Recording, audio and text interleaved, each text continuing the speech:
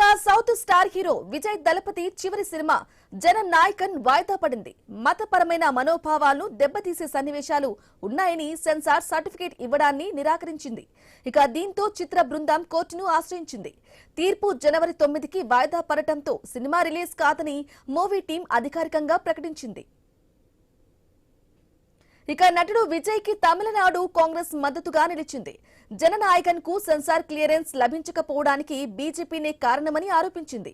తమిళనాడు ప్రజలు బెదిరింపులకు రాజకీయాలకు తలొగ్గారని పేర్కొంది. విజయ్ కు మద్దతుగా కళా స్వేచ్ఛ కోణంలోనే చూడాలని, రాజకీయ కోణంలో నుంచి చూడొద్దని కాంగ్రెస్ నాయకులు అన్నారు. ఒక కళాకారుడి పనిని లక్ష్యంగా చేసుకోవటం ఆమోదయోగ్యం కాదని తమిళనాడు ఏఐసీసీ ఇన్ఛార్జ్ గిరీష్ చోడంకర్ అన్నారు. తమిళనాడు ప్రజలు రాజకీయ ప్రయోజనాల కోసం సినిమాలను సెన్సార్ చేయడాన్ని సహించరని తీవ్ర ఆగ్రహం వ్యక్తం చేశారు.